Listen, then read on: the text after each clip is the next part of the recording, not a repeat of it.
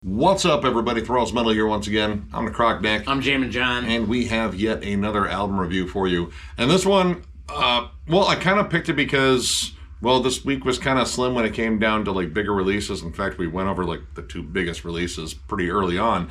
So I was looking around, and I saw that this band was coming out with a new album, and I actually own one of their albums, and that is the only familiarity I really have with this band. I have just one album. I haven't listened to it in a while, and I figured why the hell not just see what they've been up to and check out one of their newer releases. So we are going over the latest offering from Farsot, Life Promised Death. This also comes out on the 16th of February on Lupus Lounge Records. This band formed in 1999 in Germany. This is their fourth album overall and their first release in about 6 years. Generally, their albums are very spaced apart by 5, 6, even 7 years. The album that I own is Insects. I got that in 2011 and I ended up really enjoying it. It's just very straightforward black metal, pretty atmospheric, pretty riffy. That's definitely in my wheelhouse. Now, it's interesting that this band is relatively anonymous, at least according to the archives. All their names are just referred to as Roman numerals. But at the same time, they're not masked. They show pictures of themselves. Right. They don't wear masks, so I don't get that there. I don't think they're telling their friends, oh, no, you can't call me by my actual name. You have to call me Roman numeral 23. But for everybody else, who are you? I don't know. 2? Yeah. Yeah, I'd never heard of this band. The fact that he owns a CD by this band doesn't shock me at all. It shouldn't shock any of you either. But yeah, I'd never heard of them. I had no idea what I was getting into, and I mean, that's part of the fun of Thralls of Metal, I think, for me at least, is to come across so many things I've never heard of. And this was a real treat. Honestly, even having one of their albums, which admittedly I haven't listened to in a while, and that is the only album I have ever listened to by this band, just because I kind of forgot about them up until today. It really didn't prepare me for this one because, I mean, again, this band, I guess, has been slowly evolving their sound over the years. And, I mean, it definitely has a lot of familiar tropes in terms of black metal. There's definitely some second wave stuff. There's definitely a lot of cold, icy riffs and atmosphere. But there's a lot more going on here. And you really don't get that whole sense of, the direction they're going until you get further into the album. The opening track, Nausea, is kind of straightforward, mid-tempo black metal. You get the big strummed riffs, cold production, extra ghastly vocals that are very theatric. But as the song goes on, you start noticing interesting riff changes and melodies that are maybe slightly atypical in terms of black metal. Yeah, I mean, I would call Nausea pretty much the most straightforward thing on this album, at least stylistically. There's even a little bit of a synth swell. I think it's the only time really it appears. It's right in the beginning. You get some tribal drums, you get your cold dissonant tremolo riffs, you get some double time, blasts, but you start to hear things that I don't think you would normally find on most black metal records. Mostly, when the melodies change, when that hook changes, it's got a little bit of an acoustic tag on it, which I know appears, here and there as far as bridges are concerned, but that's where it really opens up that specific moment as a thing that's going to reappear a bunch. Yeah, I was actually kind of shocked at the amount of acoustic work on here. There's a lot of clean play and, again, just kind of bright, not necessarily folky, but almost kind of proggy and occasionally bluesy acoustic passages all over here. In fact, it's almost kind of a 50-50 split between the harsher, riffier sections to the more bright but still kind of sullen acoustic passages. And it works this really clever balance. Mm-hmm. Songs like Nausea, Buoyant Flames, and Chimera have some definite chuggy moments, but it's the acoustic passages that just really bring it home. And they're in every song, but it takes it to more of, I don't want to say bright, but it's not as dark as most albums would be. Yeah, honestly, the vibe on here, for the most part, it's kind of a chill album, but it's still heavy. I kind of describe it as this is damp cold versus icy cold. This is still cold, but enough to sort of, melt the snow into slush. There's a warmth to it, and a lot of that warmth, I think, comes from the bass, too, because the bass in here is very prominent, and with those acoustic passages, the bass work and the drum work really gets a chance to kind of shine. Like, the production on here is kind of as minimalistic as the music is in terms of, like, the riffs and the construction. Like, there's nothing really flashy about the song construction, yet it kind of has like a proggy flair to it in terms of the songwriting.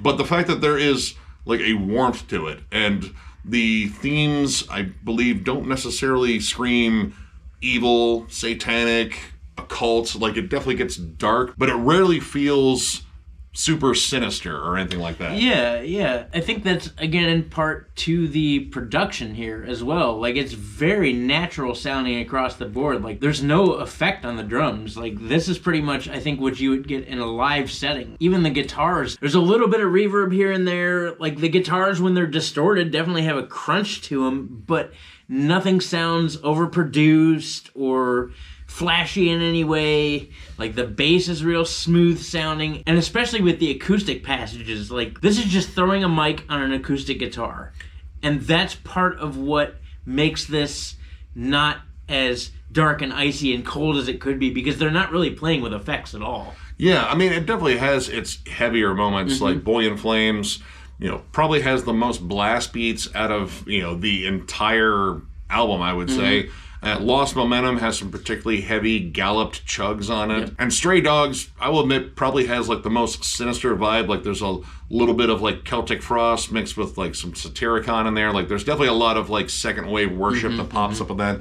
But even on those songs, they make time for these like serene, beautiful passages of just amazing melody and like clever playing. Like, again, it's not like super technical or very ornate, but in terms of the song structure, it has a proggy flair. Like, this reminds me a lot of like kind of transitional albums for bands like Enslaved. Or even Opeth, like around like Morning Rise. And for Enslaved, I would say like Monumention, Below the Lights. It kind of has that vibe where they're definitely toying with some different sounds that are kind of outside of what they've been playing in the past. I can't say that entirely for this band because, again, I haven't jammed this band in a long time and I only have one album, but I feel like there's like some interesting things that they're toying with here. Definite Opeth Damnation vibes, too, especially in the song Chimera. That is a song that they absolutely nailed. A beautiful, groovy, kind of almost like southern desert type of feel as far as the jam is concerned, but a majority of that song is just beautiful, clean, open atmosphere. Yeah, and like the comparisons I initially made, like I didn't think I'd be bringing up Alice in Chains on a black metal review. That's probably heresy to a lot of black metal fans, but I'm going to, because the opening acoustic melody, it has like kind of a bluesy bend to it, and it kind of sounds like Alice in Chains. Even the haunting layered vocals on here, because it's not just screams. There's clean, chants. There's actual singing on here. It gives this album like these constant moody shifts, and most of the moods are dark. They're pretty somber. Yeah. It's definitely raining all the time wherever they are, and they're depressed, and that is, like probably one of the big vibes on here. But even in those moments, even with the haunting vocals occasionally, you find a lot of like serene natural beauty in some of the passages. Like Lost Momentum, when it gets out of its decidedly more heavy start, because a lot of these songs, they don't necessarily just open up and come right at you. Like, you have a couple that do, but most of them kind of slowly build, and generally kind of start off with a lot of clean tones. This one comes in a little bit heavier, but it stays kind of sinister and dark for a bit, and then it drops out into this absolutely amazing, just beautiful, clean passage.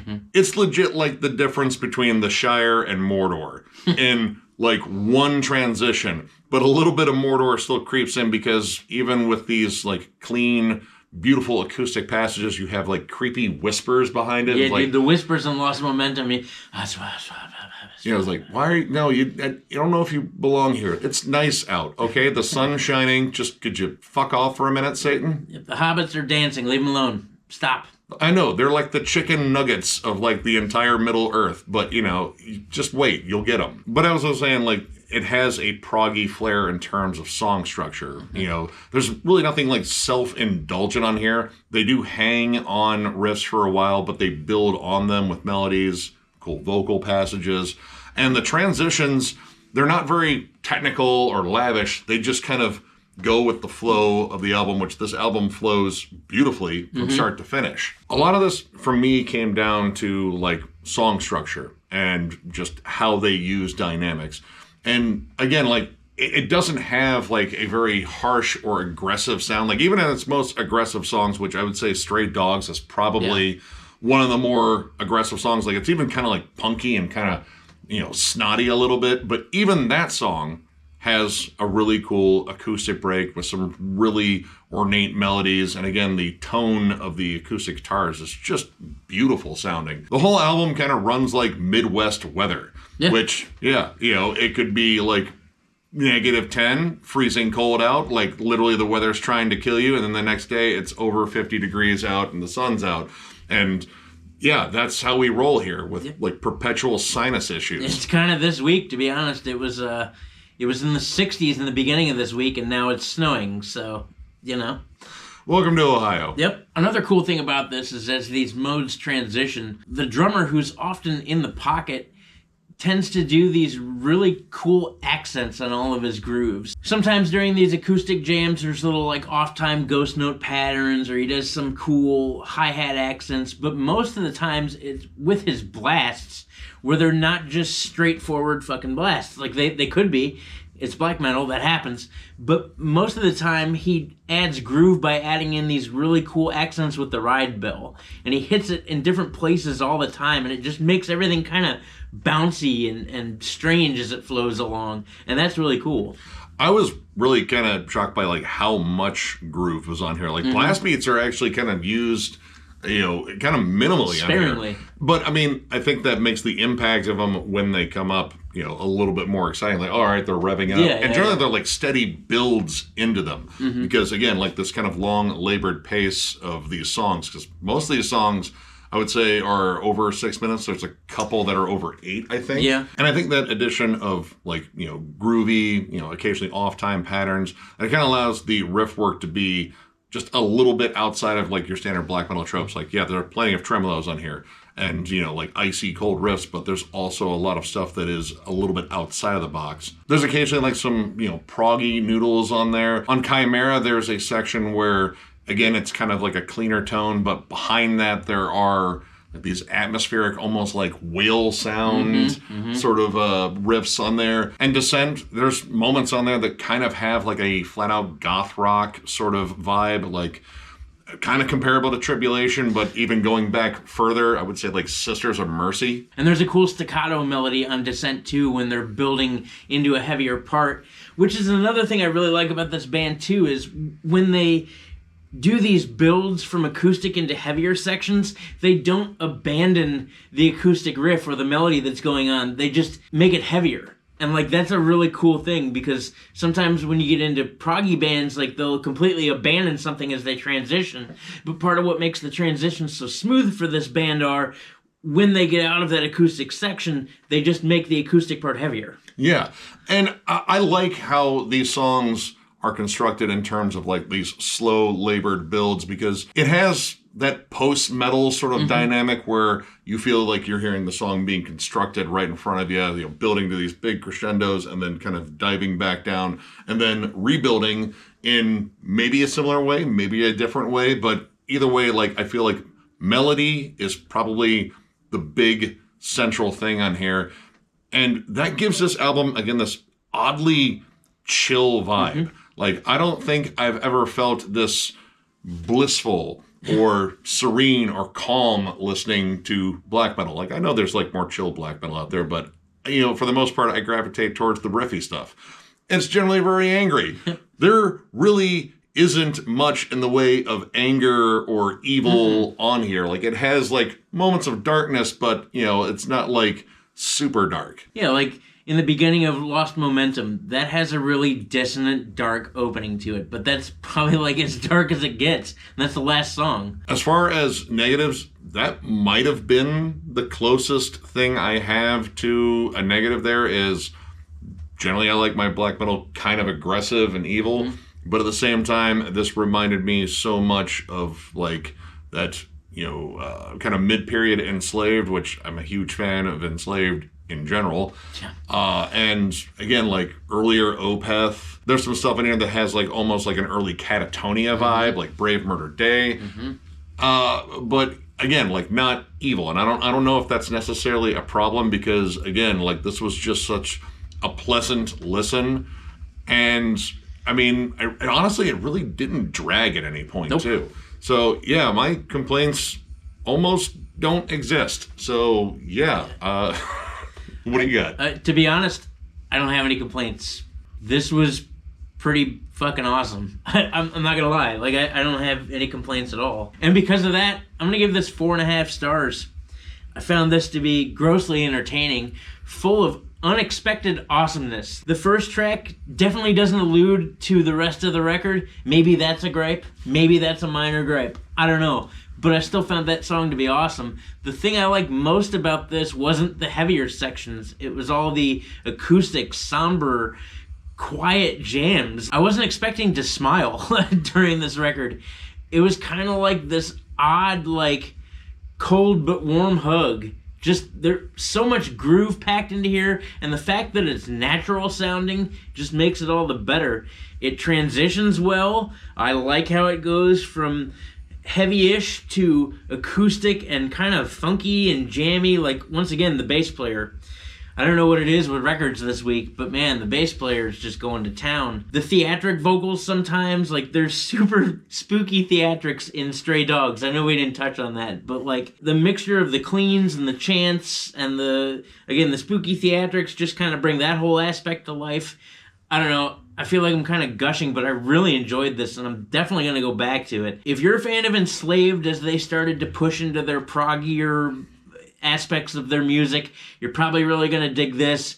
If you like Opeth's, Damnation, Orchid, Morning Rise, that whole era of them, you're probably going to dig this. I don't really know what else to compare it to, as I'm still getting into black metal, but I would find this to be actually a little bit less black metal and a little bit more just jammy. I don't know. But yeah, definitely check this out.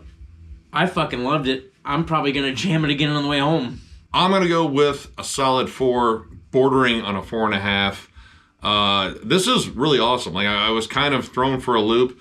Vocal dynamics, super Enslaved. Like, yeah. I mean, if something sounds like Enslaved, there's a damn good chance I'm going to love it.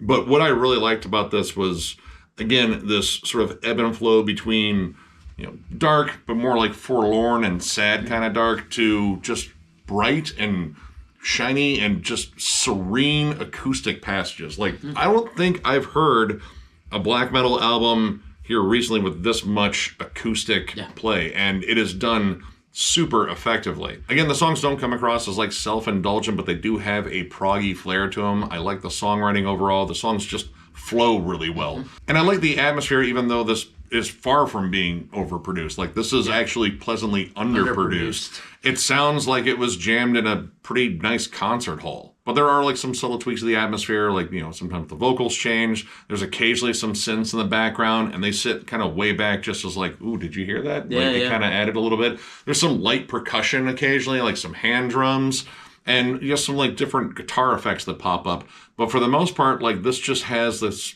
constant, steady flow of just very catchy, dissonant, melodic riffs, and, a weird balance of darkness and light. And, I don't know, it just kind of comes together insanely well in here. If you're looking for evil Satan and summoning ancient Cthulhu creatures or anything like that, you're not going to find it on here. This is more about depression, personal struggles, I would assume. Like, it just has that vibe. Like, who knows? They might have been growling about how much they love Satan. I just don't feel like the music really reflected that. Like, this is just, I don't know, beautifully gray. Like, this is a gray, rainy day, but done with just some excellent music behind it, and that is fiercely Midwestern, and I totally approve of that because that is the weather. That's 9 months out of the year here. Yep. So, like, depressive, but not. Like, I don't feel like myself. Wait, maybe I do. Maybe things aren't all that bad. Manic AF. But yeah, if you're a big fan of, again, Enslaved, I would say Secrets of the Moon, too. Like, early Secrets of the Moon. Again, early Opeth. I got a lot of that, too. And just, like, more melody-driven black metal. And definitely some Tribulation, too. Because Tribulation... I don't know, I feel like they flirt with black metal, but they're not completely black metal, but they got riffs, they got the atmosphere, and they got kind of that goth rock quality to them, too. And there's definitely a little bit on here.